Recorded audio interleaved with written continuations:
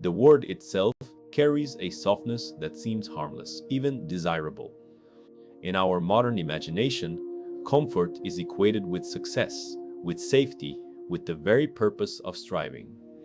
We picture a comfortable life as the endpoint of all our struggles, a steady income, a cozy home, the certainty of warmth in the winter and coolness in the summer, food ready at hand, distractions always available.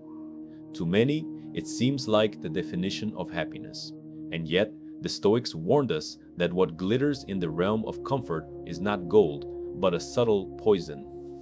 And yet, for the Stoics, this moment before sleep was not one of torment, but of purification, because comfort is rarely neutral.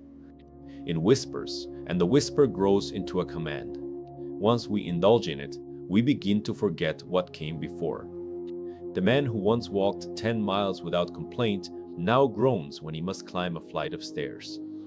The student who once endured silence to read for hours now cannot face 5 minutes without reaching for the stimulation of a screen. Comfort is not simply the absence of hardship, it is the gradual loss of resilience, the dulling of the very edge that keeps us alive and capable.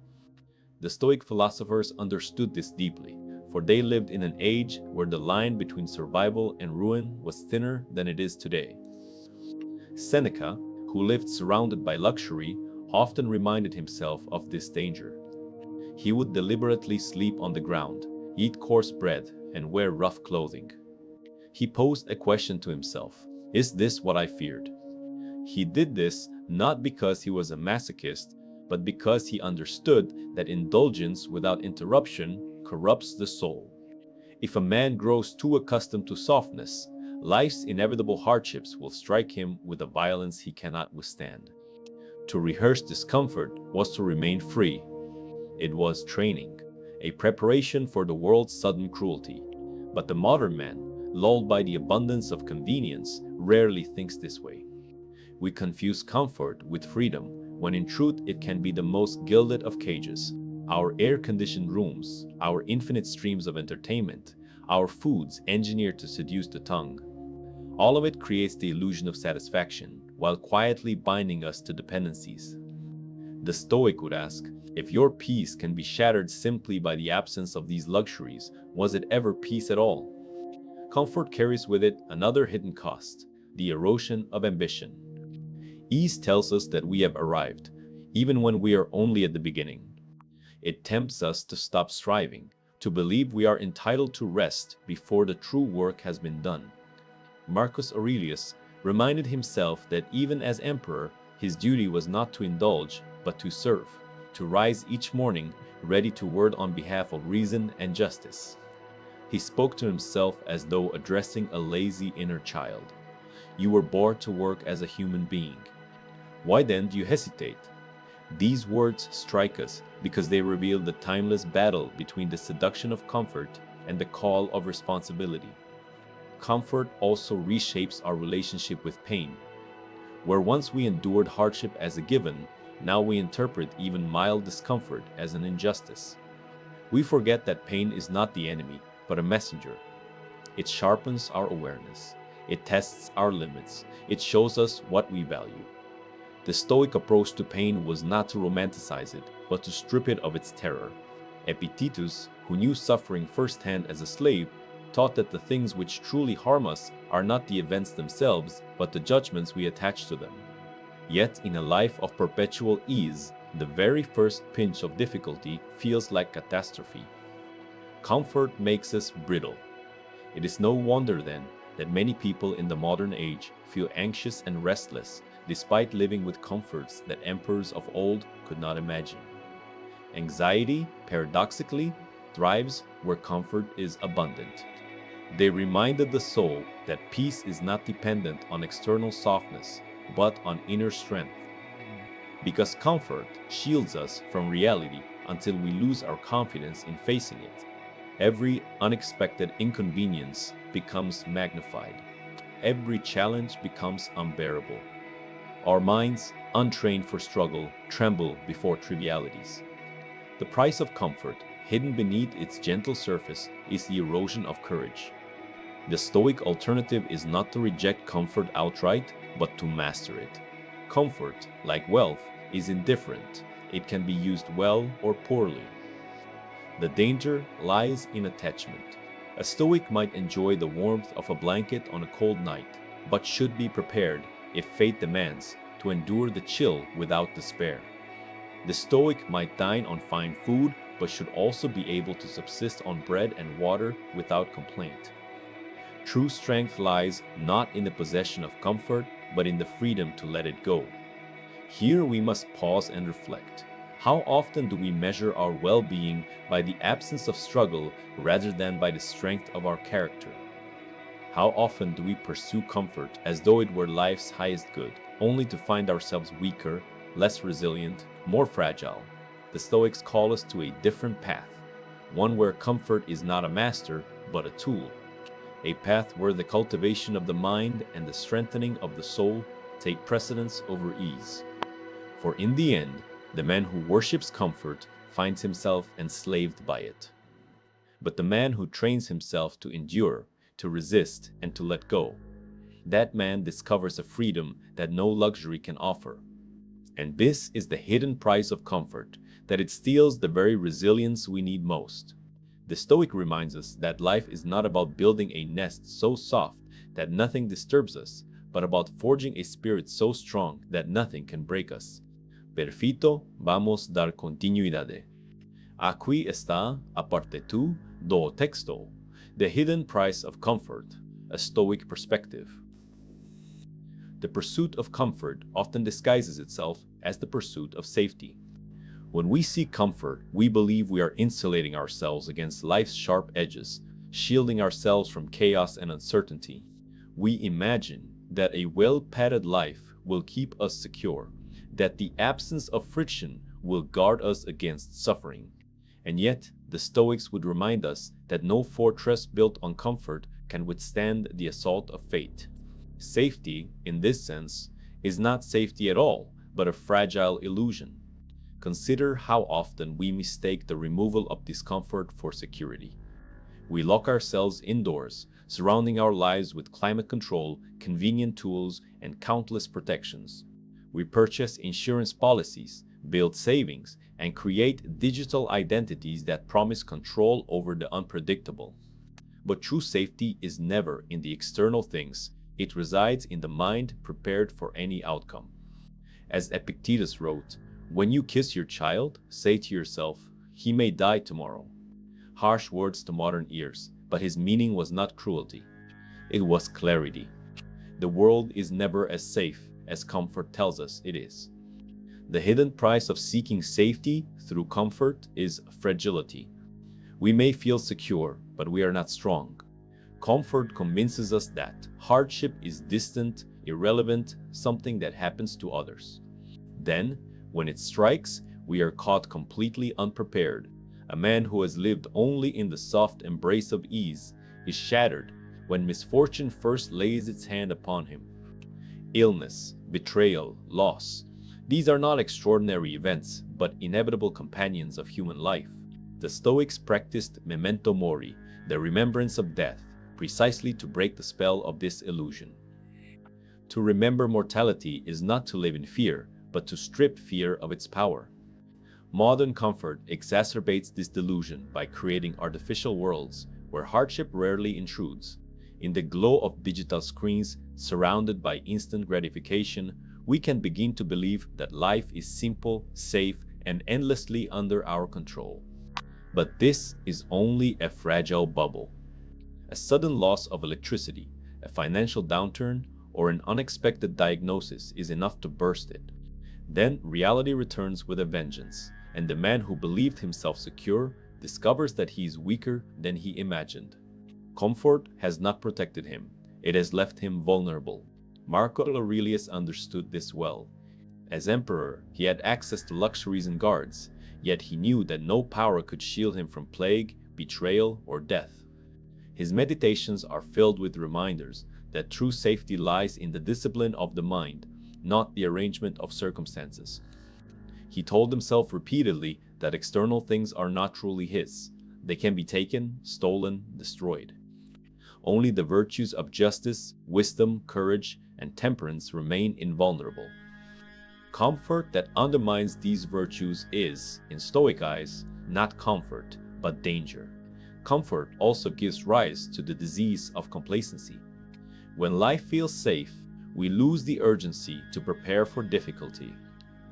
We delay the hard work of strengthening our character, imagining that tomorrow will look much like today. But when the storm comes, and it always comes, we find ourselves scrambling, too weak to resist, too fragile to endure. A Stoic does not reject moments of comfort, but he treats them as opportunities to practice detachment. He enjoys the soft bed, but he is ready to sleep on the ground. He eats the fine meal, but he is not shaken when there is only bread. He smiles in sunshine, but he does not despair in rain. The hidden cost of false safety is also visible in the way comfort reshapes societies. A generation raised in abundance may lose the resilience of its ancestors. Where once people endured winters without heat, now the slightest disruption in convenience is treated as catastrophe. This is not progress, but regression. For progress is not merely measured by what we add to our lives, but by the strength we retain when those additions vanish. Seneca warned his contemporaries that luxury makes men weaker, while hardship makes them stronger. To rely entirely on comfort is to reverse the order of nature. Instead of mastering fate, we become its most delicate playthings. But what, then, is true safety? To the Stoic, it is the unshakable conviction that external blows cannot ruin the inner citadel of the mind. When Marcus Aurelius faced the Antonine Plague, killing millions across the Roman Empire, he did not pretend that his palace walls or wealth could protect him. Instead, he returned to the principle that death is natural and fear of it is optional. His safety was not the absence of risk, but the acceptance of it. To know that one can lose everything and still remain whole, that is the only real safety. The paradox is clear. The more we seek comfort as safety, the less safe we become. For every layer of ease that we add to our lives is another potential loss, another dependency that fate can rip from us. True security, then, is not found in multiplying comforts, but in subtracting attachment to them.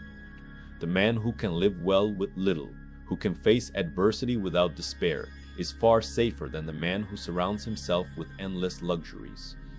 As we examine our own lives, we must ask, what do we cling to under the name of safety? Is it the padded bank account, the stability of routine, the presence of familiar conveniences? Or is it the inner strength that cannot be taken from us? The Stoics push us to abandon the illusion and embrace the truth. Safety built on comfort is fragile, but safety built on virtue is eternal. And so we begin to see more clearly the hidden price of comfort. It lulls us into believing we are safe, when in fact it makes us weak. The world does not respect our illusions. It will break them. And when it does, only those who have trained their minds, those who have prepared in discomfort, will stand firm. Aquí está, a parte 3, do texto, the hidden price of comfort, a Stoic perspective. If the body grows weak in too much ease, the mind grows weaker still. Comfort does not only soften our limbs, it seeps into our thoughts, shaping the way we see ourselves and the world. What begins as indulgence becomes expectation, and what begins as expectation hardens into dependency. This is the psychological price of comfort, the slow erosion of freedom within our own minds. To live surrounded by ease is to grow accustomed to it. A warm bed ceases to feel like a gift and begins to feel like a right. A daily coffee stops being a small pleasure and turns into a necessity. We notice this transformation most clearly when one of these comforts is removed. Suddenly, the absence feels intolerable. We are irritated, restless, even angry. But what has actually happened? Nothing essential has been taken. The man who rages at missing his coffee is the same man he was the day before. The only change is that his mind has convinced itself that what was once extra is now indispensable. The Stoics warned constantly against this trap. Epictetus taught that slavery is not defined merely by chains around the wrists, but by chains around the desires. A man can wear no shackles on his body and yet be enslaved to his appetites, his comforts, his need for things to go a certain way. Is freedom anything else, he asked, but the power to live as we will? And what will is truly free if it trembles at the loss of softness? The psychological damage of comfort is subtle. It is not the dramatic collapse of reason, but the quiet narrowing of the soul. We begin to avoid difficulties not because they are unbearable, but because we have forgotten how to bear them. A minor inconvenience becomes a crisis. A small delay becomes an outrage. Modern life amplifies this fragility. We expect fast internet, instant delivery, endless entertainment, and when the smallest disruption occurs, we feel personally wronged. This is the mentality of dependency, and it is born not of hardship, but of abundance. Seneca observed this decay in his own society. Surrounded by Roman elites who lived in luxury, he remarked that their minds had grown ill. They feared poverty more than death, humiliation more than injustice, discomfort more than vice. They had become incapable of joy without extravagance and incapable of peace without indulgence. Their comforts had not liberated them. They had imprisoned them in invisible chains of expectation. And what of us today? We live in an age where even the poor in wealthy nations possess comforts that emperors never knew. Clean water at a tap, medicine for aches, devices that connect us across the globe in seconds. These are blessings, but they carry a hidden curse. The more we grow dependent on them, the less resilient we become when they falter. A single power outage, a broken phone, a delayed shipment can send modern man into despair. What the Stoic fears is not the comfort itself, but the way the mind reshapes itself around it, until it becomes brittle, anxious, perpetually dissatisfied. This dissatisfaction is the paradox of comfort. Instead of filling us, it empties us. Once we are accustomed to a certain ease, we stop appreciating it. Gratitude fades, and the pursuit of more begins. The soft bed must become softer. The entertainment must become faster. The luxuries must expand. Comfort ceases to be comfort once it is expected.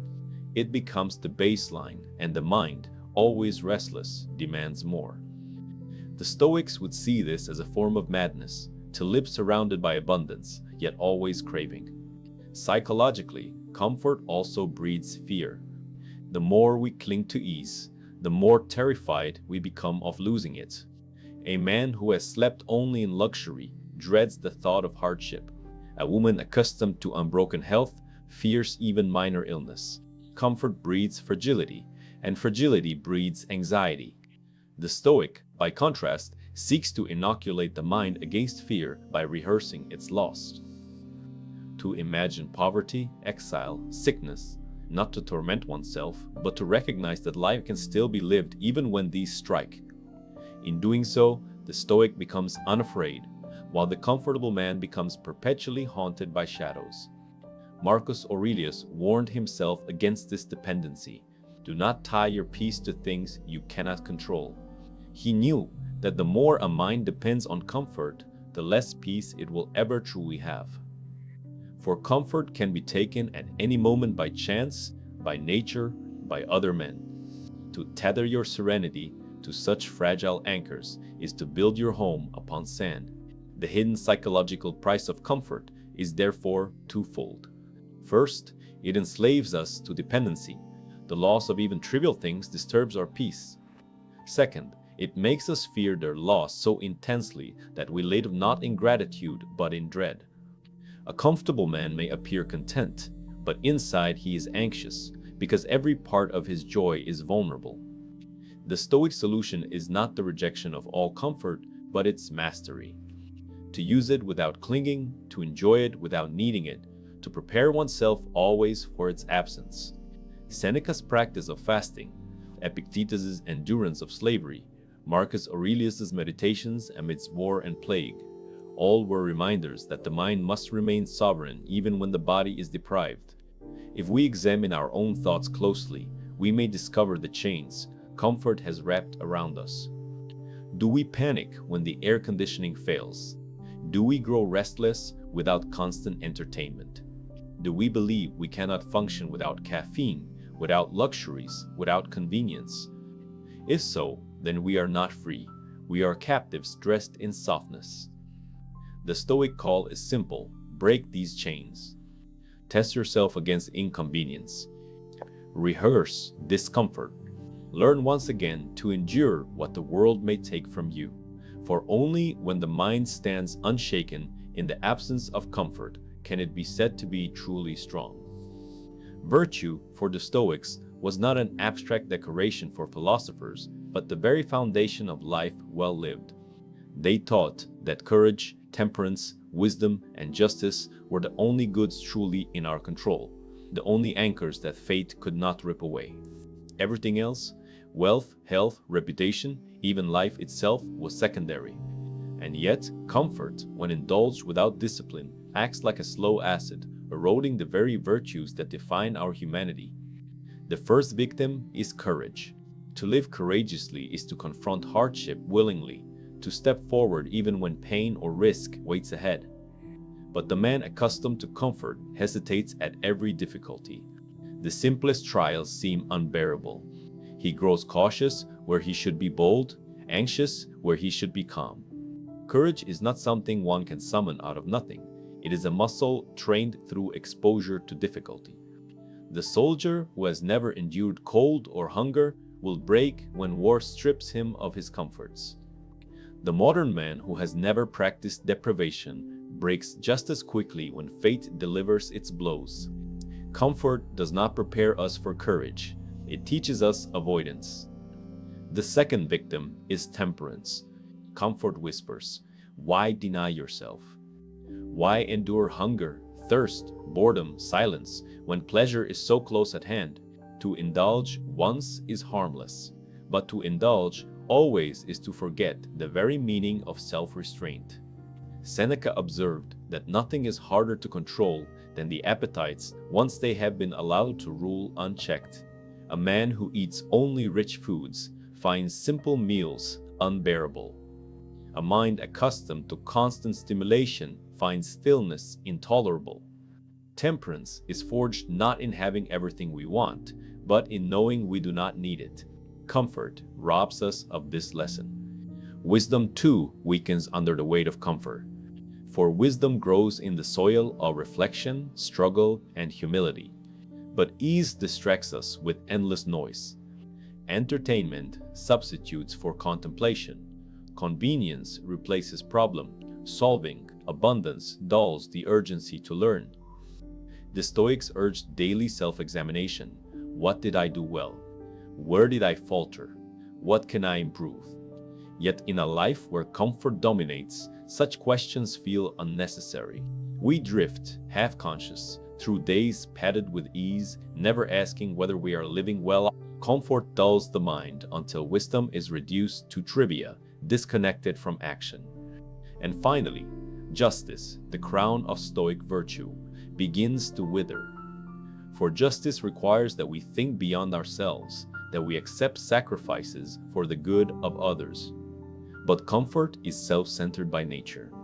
It teaches us to arrange life according to our own ease, to avoid inconvenience, to retreat from the suffering of others.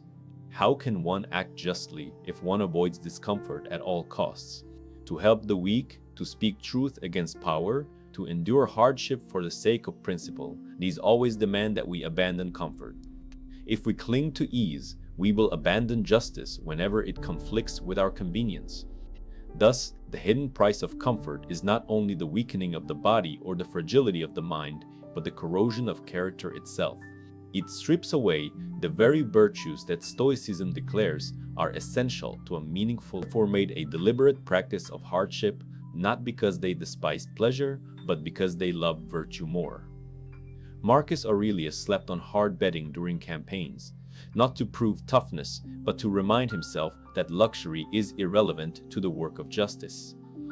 Epictetus, even in slavery, practiced temperance by reminding himself that no man can compel his mind. Seneca, wealthy though he was, fasted and embraced poverty at intervals to keep courage alive within him. Each of these men knew that if comfort was allowed to rule unchecked, it would hollow out the soul. We might think of comfort as a river. In moderation, it nourishes, refreshes, sustains. But left without boundaries, it floods the land, washing away the soil where virtues grow. The Stoic task is not to drain the river dry, but to build the banks that keep it in its place. Without discipline, comfort erodes the very ground of our character. Look closely at the world around you, and you will see how often virtue is traded for comfort. How many people remain silent in the face of injustice because speaking would be uncomfortable? How many abandon discipline for indulgence, wisdom for distraction, courage for convenience? This is not the failure of a few, but the consequence of a culture addicted to ease. The Stoics, if they could see us now, would not marvel at our luxuries. They would worry for our strength. They would ask whether we are still capable of virtue when comfort rules us. For what use is a man who possesses everything, yet has no courage, no temperance, no wisdom, no justice? Comfort makes such men in abundance. Stoicism calls us to be the opposite, to cultivate virtue even in a world that tempts us constantly to abandon it, to choose strength when weakness is easy, truth when silence is safe, discipline when indulgence is offered. This is the cost that must be paid if we are to reclaim the soul from the slow corrosion of ease. Now some exciting news. Our channel now offers a members club. By joining it, you'll unlock exclusive benefits, deeper content dives, and personal insights. Join us on this journey, and let's build a meaningful life together. And I also humbly ask you to leave a comment, as it helps my channel immensely. If you do not know what to comment, just write "better every day" so I know you reached this far. And don't forget to subscribe for more content like this. Also, I've linked some books on Stoicism that helped me become the man I am today, and will also help you achieve a Stoic mindset. Comfort rarely confines itself to the individual. It seeps outward, shaping not only our private habits, but also the structures of entire societies. What begins as personal preference becomes collective expectation, and soon civilizations themselves are organized around the pursuit of ease. The hidden price of this transformation is subtle but immense. Whole communities grow dependent, fragile, and blind to their own weakness.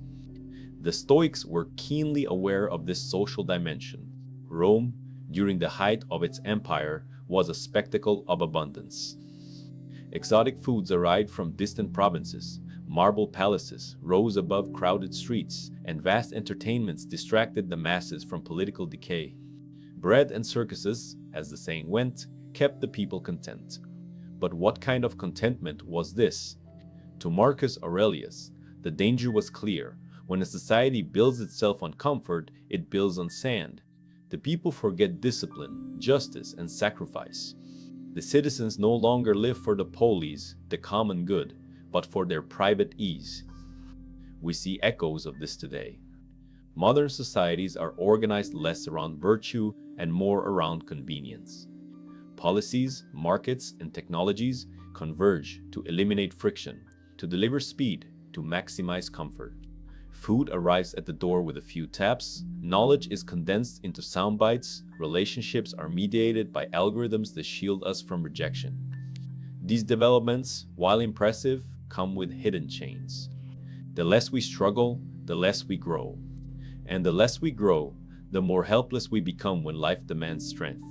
A society addicted to comfort also cultivates citizens who are easily manipulated. Politicians and corporations know that promising ease is the surest way to capture loyalty. Offer convenience, and people will overlook injustice.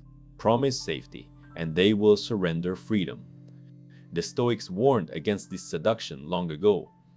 Epictetus reminded his students that a man who sells his freedom for a bowl of stew is no different from a slave. What, then, of societies that sell their collective freedom for the comfort of cheap pleasures and effortless distractions? This dependency manifests in crises. When disaster strikes, a natural calamity, a political upheaval, a sudden scarcity. Societies that have been softened by abundance falter. Citizens panic, unable to cope without the systems that cushion them. Infrastructure collapses, and with it, the illusion of safety. Here again, the price of comfort reveals itself. It blinds societies to their fragility. And yet, paradoxically, it is precisely in hardship that communities rediscover strength. Think of how often we hear stories of resilience in times of war, famine, or disaster. Ordinary people rising to extraordinary courage. Seneca often mocked those who demanded perfection from themselves, because necessity strips away comfort and forces virtues long neglected to reawaken. But must we always wait for catastrophe to restore resilience? The Stoic answer is no. A wise society trains itself in discomfort before it is forced upon them. Just as an individual may fast or sleep on the ground to strengthen his mind, so too can societies practice collective discipline. Ancient Sparta, though not Stoic, embodied this principle. Its citizens were raised with rigorous training, its culture built on endurance rather than indulgence. While not every aspect of Sparta deserves admiration, the lesson remains. A society that remembers hardship prepares itself for survival. A society that forgets hardship prepares itself for collapse. Comfort also reshapes the bonds between people. Where once families and neighbors depended on each other for survival, sharing food, labor, protection, modern comfort isolates. Each person retreats into private bubbles of convenience, where needs are outsourced to distant systems rather than met through community. Loneliness, ironically, flourishes in a world of comfort. We no longer need our neighbor's help to fetch water or mend tools. But in losing these struggles together, we lose the intimacy that grows from shared burdens. Comfort has made us independent of one another, yet more dependent than ever on fragile systems we do not control. The Stoics would grieve at this inversion. For to them, justice was not an optional virtue, but the heartbeat of society. Marcus Aurelius wrote that what harms the hive harms the bee. A comfortable society forgets this truth. Each person chases private ease, blind to the decay of the whole. Yet when the collective weakens, each individual eventually suffers. No amount of personal comfort can protect the citizen from the collapse of the structures around him. And so the Stoic challenge expands. It is not enough for the individual to master comfort in his private life. He must also resist becoming complicit in a culture of ease that corrodes collective strength. He must practice justice, sometimes at the cost of personal comfort, to safeguard the resilience of the whole. This may mean speaking uncomfortable truths, making sacrifices for future generations, or refusing to be seduced by policies that promise ease at the price of freedom. The hidden price of comfort at the social level, then, is dependency. Citizens become weak, communities become shallow, and societies become vulnerable. Yet within this danger lies opportunity. A community that chooses discipline over indulgence, responsibility over ease, truth over convenience, can forge a strength that no crisis can easily shatter. The Stoic vision is not a retreat from society, but a call to elevate it, to create cultures where virtue, not comfort, is the measure of progress. Let us ask ourselves, are we building a world where the next generation will be stronger or only more comfortable? Will our children inherit resilience or only dependency? These questions, uncomfortable though they are, may be the truest measure of whether a society is thriving. For comfort alone, as history shows, leads not to greatness, but to decay. Comfort does not only weaken the body, cloud the mind, and corrode virtue. Its deepest danger is subtler still. It convinces us that we have found meaning where there is none. It whispers that a life padded with ease is a life fulfilled. And so, millions drift quietly through existence, lulled into believing that comfort is purpose, when in truth it is only anesthesia. The Stoics spoke often of telos, the end, the goal, the reason for which we live. For them, it was simple and demanding, to live in accordance with nature and reason, to cultivate virtue as the highest good. Everything else, whether painful or pleasant, was indifferent in comparison. But comfort distracts us from this truth. It tells us that our telos is not virtue but pleasure, not justice but convenience, not wisdom but entertainment. In doing so, it replaces the clarity of purpose with the fog of indulgence. Marcus Aurelius warned himself of this danger constantly. As emperor, he could have lived in endless luxury, yet he reminded himself that such a life was not worth living if divorced from duty. "Do not waste the remainder of your life in thoughts about others," he wrote, "unless it is in relation to some common good."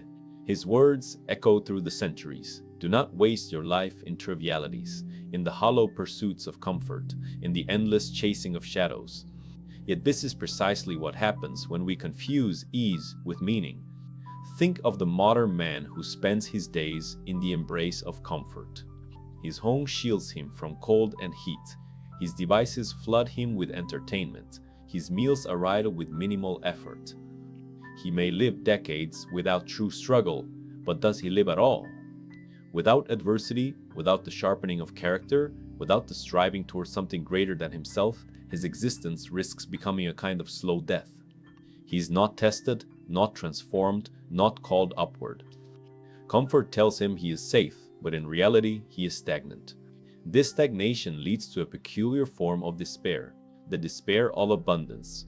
When everything is easy, when every desire is quickly met, life begins to lose its flavor.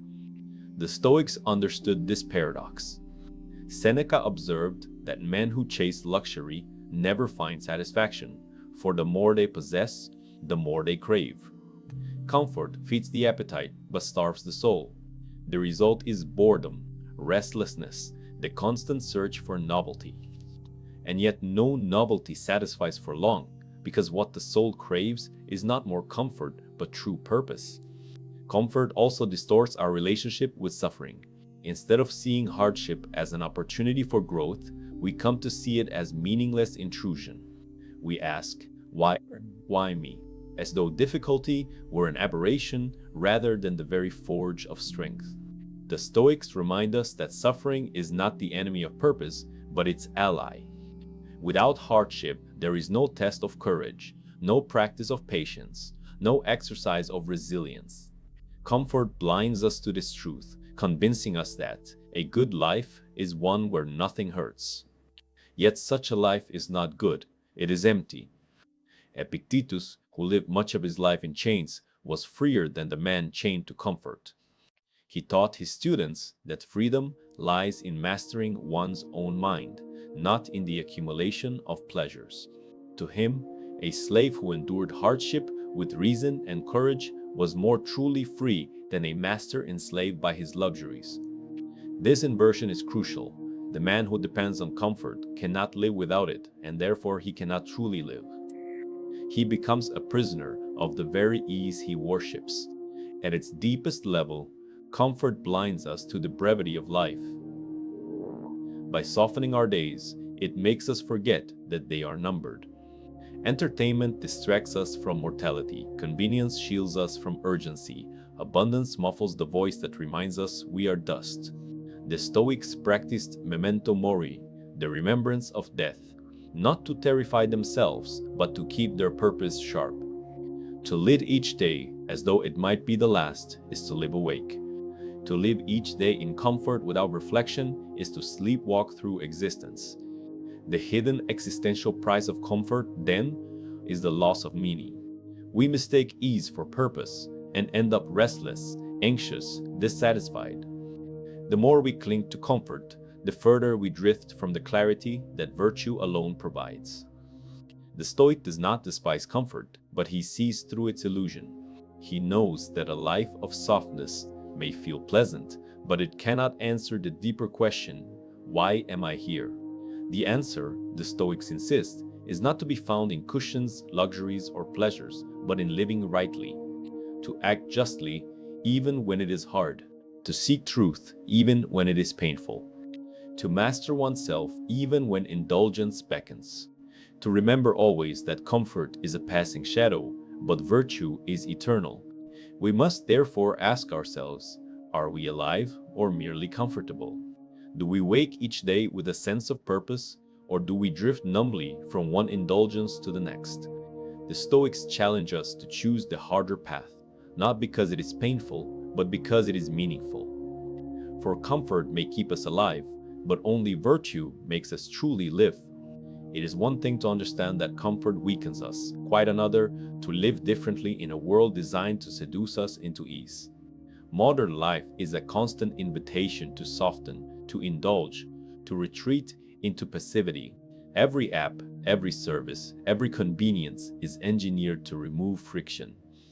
The Stoic, however, must practice a different way, not the rejection of comfort altogether, but the discipline of using it without dependence. This requires training, conscious, deliberate training against the seduction of ease. Seneca gave us one of the clearest models of this practice. Though immensely wealthy, he regularly rehearsed poverty. He would wear rough clothing, eat coarse food, and remind himself that life without luxury was not only bearable but freeing. His question, whispered to himself in such moments, was profound. Is this what I feared? By confronting discomfort voluntarily, he stripped it of its power to frighten him. What he once feared as deprivation became proof of freedom. This exercise is timeless. We too can choose small rehearsals of hardship, fasting from food or digital distractions, walking instead of driving, sleeping on the floor, or enduring silence when noise is available. Each small denial of ease trains the will. Each practice reminds us that we are not slaves to comfort, but masters of it. To live without such training is to drift slowly into dependency, as unprepared for adversity as a soldier who never trains for battle. Marcus Aurelius practiced a similar discipline, though his battlefield was his own mind. In the Meditations, he scolded himself for seeking too much softness. You love yourself, but you do not love your nature, he wrote. To love one's nature, for him, was to embrace work, duty, and endurance. Each morning, he reminded himself that he was born not for rest, but for service, not for comfort, but for virtue. In this daily confrontation, he built resilience against the temptation of indulgence. The modern Stoic must recognize that training today looks different, but follows the same principle. When every convenience is at hand, we must deliberately create obstacles to keep our minds sharp. We must learn again the art of waiting, the patience of silence, the strength of simplicity. For example, to set aside the phone for an hour and sit in thought is to endure discomfort in a digital age. To resist indulgence in food or luxury is to sharpen temperance. To face willingly the cold, the hunger, or the silence is to remind ourselves that nothing essential is lost when ease is absent. Epictetus, who lived as a slave, embodied the extreme form of this discipline. His entire philosophy was a rebellion against dependence. He taught that no man is free who must have things go his way. To him, the highest freedom was not comfort, but indifference to comfort. If hunger came, he accepted it. If exile came, he endured it. If pain arrived, he met it with courage. For him, the practice of hardship was not occasional but constant. This did not make him bitter, but unbreakable. The Stoic discipline against comfort also extends to the realm of thought. We must learn to deny ourselves not only physical ease, but also the softening of the intellect. This means resisting the urge for shallow distractions, quick answers, or easy consolations. Instead, we embrace the harder work of reflection, reasoning, and deliberate study. Wisdom is never born in indulgence. It requires effort, patience, and a willingness to sit with discomfort. There is also the moral training that comes from sacrificing comfort for justice, to speak truth when silence is easier, to endure mockery when conformity is safer, to defend the weak when it costs us personally. These are rehearsals of discomfort in the highest sense. Comfort would tell us to withdraw, to protect ourselves, to avoid pain. But justice demands that we risk ease for principle. This is where Stoic virtue shines brightest, and where the hidden price of comfort becomes most visible. The paradox is that such practices, though uncomfortable in the moment, create a deeper comfort of another kind, the comfort of freedom. The man who can sleep on the ground is not disturbed when the bed is taken. The woman who can fast without complaint is not undone when food is scarce. The person who can live simply, speak truth, and endure hardship possesses a serenity that no luxury can provide. This is the comfort that Stoicism seeks, not the comfort of cushions, but the comfort of a soul unshaken. And so the question is not whether comfort is evil, but whether we are strong enough to use it without being used by it. The Stoic path requires deliberate, repeated training, not in grand gestures, but in small, daily acts of resistance against ease. To put down the indulgence, to endure the silence, to face the cold, to speak the truth. Each of these is a step toward freedom. The hidden price of comfort is slavery to it. The reward of discomfort, chosen and rehearsed, is mastery. The Stoic teaches us that the world may strip us of everything, but if we have trained against ease, it cannot strip us of our strength. At last, we return to the question, what is the hidden price of comfort? We have seen how it weakens the body, clouds the mind, corrodes virtue, blinds societies, and deceives the soul. Its greatest danger is not that it kills us, but that it convinces us to drift quietly while alive, to confuse survival with living, to mistake numbness for peace. The Stoics refused such a fate. They believed that life's meaning is not found in ease, but in the work of becoming strong, just, wise, and free. To live as a Stoic is to see clearly that comfort is not the enemy, but neither is it the friend it pretends to be. Like wealth, like reputation, like power, it is indifferent, but dangerous when worshipped. The Stoic does not despise a warm bed or a fine meal, but he refuses to need them.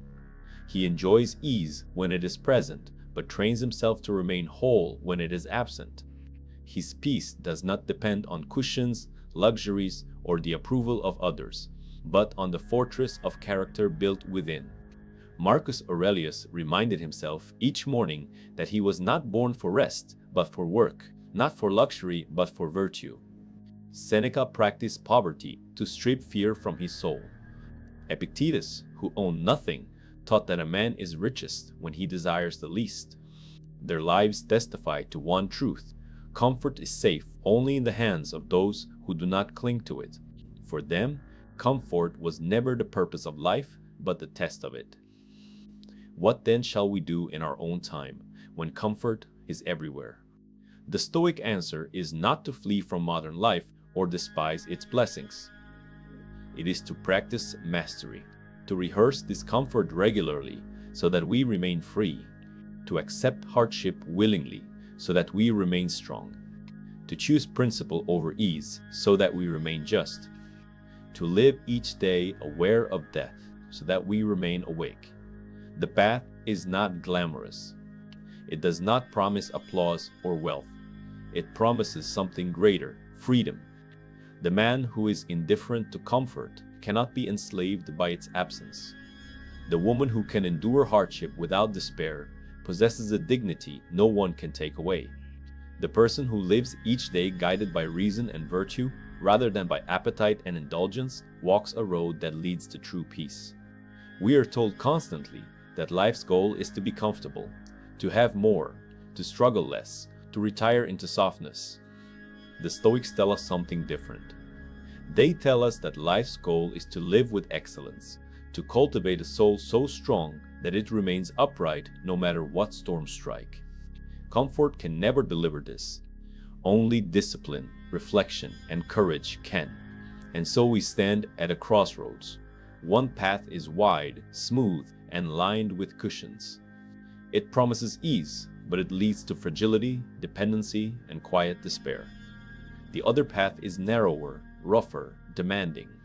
It asks us to sacrifice indulgence, to train ourselves in hardship, to live for virtue rather than pleasure. It is harder, but it is the path of freedom. The Stoics leave us with the choice. Will you be a prisoner of comfort or its master?